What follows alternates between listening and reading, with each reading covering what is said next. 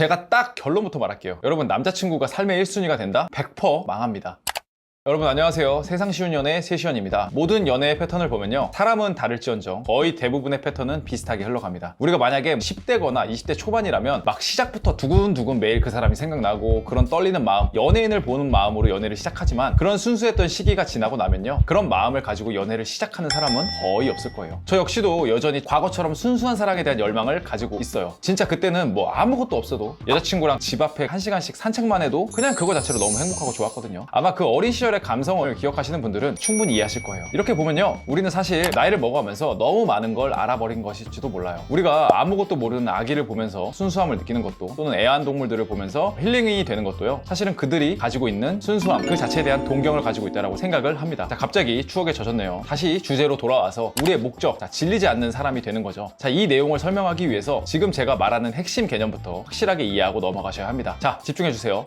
자, 우리는 지금 우리의 연애 패턴에 대해서 명확하게 이해해야 돼요. 어떤 사람과 사귄다는 것과 연애를 유지하는 것은 엄연히 다르다는 걸 먼저 명확하게 여러분 아셔야 됩니다. 자, 정말 중요해요. 다시 한번 말씀드릴게요. 어떤 사람과 사귄다는 것과 연애를 유지하는 것은 엄연하게 다르다. 자, 왜 다른지 제가 이해가 쉽게 한번 설명을 해볼게요. 어떤 사람이 마음에 들고 끌리는 과정은 그 사람이 내 눈앞에서 보여주는 모습들, 나한테 한 말들, 행동들, 태도들, 이 모든 것들이 이제 합쳐져서 여러분에게 매력적으로 느껴졌기 때문에 그 사람과 사귀고 싶다라는 결정을 합니다. 즉, 나는 사람을 오래 본다, 길게 본다라고 많은 사람들이 이야기를 하지만 서로에 대해서 매우 제한적인 정보로 그 사람을 추측하는 것에 불과해요. 그리고 아주 냉정하게 그 정확도는 높지 않습니다. 여러분, 사귀고 나서 내가 알던 그 사람이 아니야, 왜 처음과 같지 않아? 라는 생각들 정말 많이 해보셨죠? 추측했던 것과 맞지 않은 거예요. 이걸요, 남자 입장에서 한번 생각을 해보면 매우 간단해요. 이 여자를 유혹하기 위해서 무의식적으로 자기를 어느 정도는 과장을 하고 좋은 모습만 보여주려고 노력하기 때문에, 자, 여러분은요, 홀랑 속아 넘어갈 수밖에 없다고요. 애초에 누군가와 사귄다는 것이 확실함이 아니고요, 추측으로는 한계가 명확히 여기서 존재합니다. 이건 마치 이런 거예요. 우리가 회사를 들어가기 위해서는 면접관 앞에서요, 막 야근하겠습니다, 뼈를 묻겠습니다, 열심히 최선을 다해서 인재가 되겠습니다, 하지만 막상 합격하면 어떤가요? 퇴근 몇 시간 남았네, 이놈의 회사는 맨날 야근이야, 뭐 성과급 주겠지? 이렇게 된다고요. 근데 인사 담당자가 그걸 모를까요? 사실은 다 알아요. 그런데 그래도 뽑는 거야. 왜? 자기들도 그렇게 말하고 입사했거든요. 반면에 연애를 유지한다라는 건 조금 달라요. 기존에 이제 우리가 생각했던 추측들이 이제 앞으로 수없이 틀리다는 걸 여러분들은 보게 됩니다. 자, 남자는 정확히 길어야 1년이면요 다시 원래대로 자신의 성격대로 돌아올 거고요, 여러분은 연애를 하면서도 처음 생각했던 것과 다르게 실망스러운 면도 많이 보게 될 겁니다. 하지만 거기에서 그것을 상쇄할 만한 장점이 있거나 내가 믿고 의지할 만한 면이 있거나 존경할 만한 어떤 부분이 있다라고 치면 우리는 그걸 믿고 사귀는 거예요. 자, 둘과는요, 마치 협상처럼 맞춰나가는 작업은요, 연애를 유지하는 과정에서 반드시 필요합니다. 이건 모든 연애에서 마찬가지예요. 저뿐만 아니라 무슨 연예인도 막 다 똑같아요. 자, 그러면 우리는 이 관계를 효율적으로 이끌어 나가기 위해 무엇을 해야 하는가, 그리고 어떤 행동을 하면 상대방이 나를 진료할까에 대해서 제대로 안다면요, 관계 중에 갑자기 위기를 맞이할 일은 없을 거예요. 자, 그렇기 때문에 오늘 영상이 매우 중요하고요, 지금부터 제가 말씀드릴 키포인트들을 꼭 기억하셔야 합니다. 자, 집중해주세요.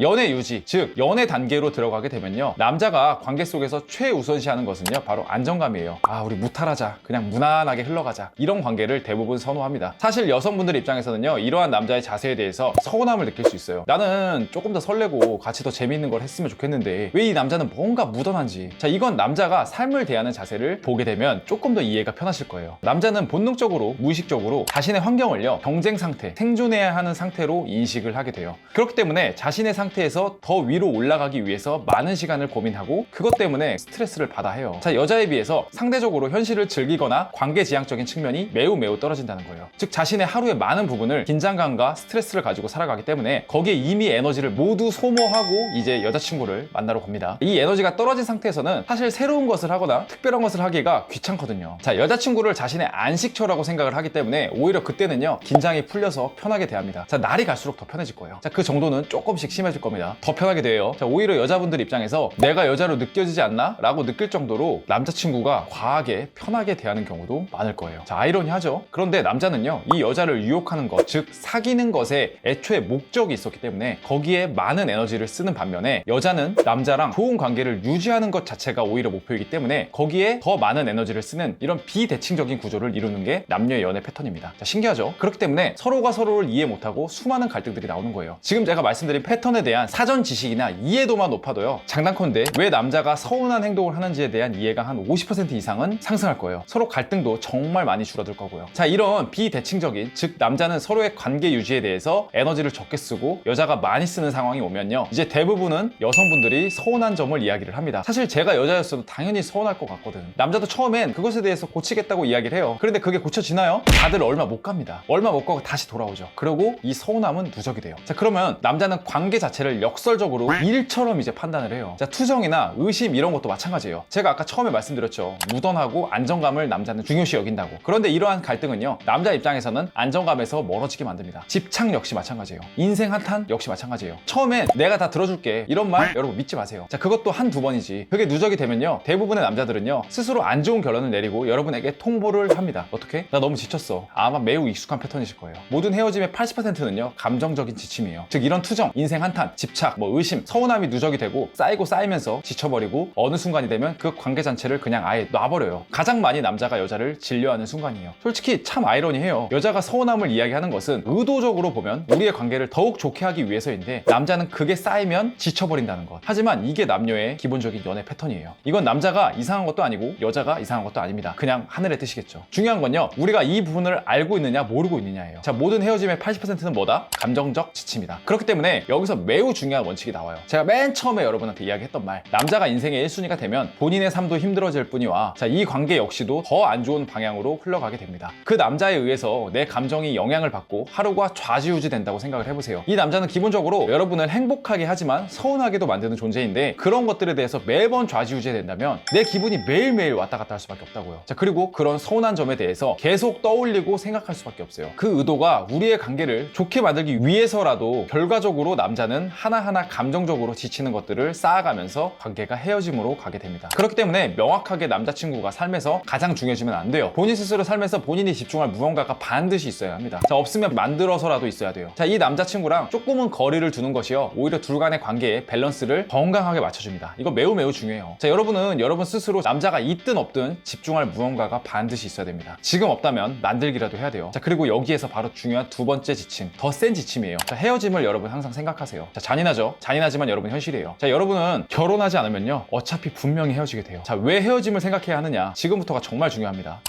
20대 초반부터 연애를 하셨을 거예요. 그러다 보면 여러분 옆에 남자가 있었지만 그 남자들 중에 99%는요 지금 여러분 곁에 없을 겁니다. 자, 그런데 딱 한 명은 남아있어요. 그건 바로 여러분이에요. 자, 남자는 왔다가 갈 수도 있지만요, 여러분은 여러분의 위치에서 계속 있어요. 이게 무엇을 의미하냐면, 여러분 자체가 스스로 더욱 성장하거나 발전하거나 외적 관리를 하거나 등 스스로를 조금 더 업그레이드 할 수 있다면요, 남자는 왔다가 떠나가도 여러분은 더 발전된 나로 있을 수 있다는 거예요. 자, 이야기가 어렵죠? 자, 쉽게 말하면 옆에 남자가 있든 없든 우리가 어제보다 오늘이 조금 더 좋은 사람이 된다면 반드시 그에 상응하는 좋은 남자가 온다는 거예요. 자, 우리, 그리고 저도 그랬고요. 그렇게 사랑했던 여자친구, 남자친구 모두 떠나갔어요. 엄청 울었던 기억도 있고요. 하지만 변함없이 저는 이 자리에서 그대로 있습니다. 여러분도 그대로고요. 방향성은 명확해요. 나는 나로서 더 성장하는 것, 그리고 더 관리하는 것. 그러면 그에 상응하는 남자가 오리라. 네, 반드시 장담할게요. 반드시 옵니다. 자, 그러니까 관계 속의 여러분이 아니라 진정한 여러분, 나가 되시길 바랍니다. 자, 오늘 내용이요, 이해하시기 조금 어려웠던 부분들도 있을 거예요. 하지만 여러분이 반드시 꼭 아시고 기억하셔야 될 그런 내용들이에요. 자, 남자와 여자에 대한 이해, 자, 애정의 패턴, 그리고 왜 질리는가, 그리고 마지막 진정한 내가 되어야 하는가까지, 자, 꼭 한 번씩 영상 끝나고 생각해 보시길 바랍니다. 저희 세션에서는요, 오로지 여성분들을 위해서 남자를 유혹하는 법에 대한 PDF, 그리고 재회, 그리고 연애에 대한 컨설팅 등을 제공해 드리고 있어요. 아래 고정 댓글 링크를 참고해 주시면요, 더 많은 정보들 얻어가실 수 있으실 겁니다. 네, 오늘 영상은 여기까지고요. 오늘 영상이 마음에 드셨다면 구독하고 좋아요 한 번씩 부탁드릴게요. 감사합니다.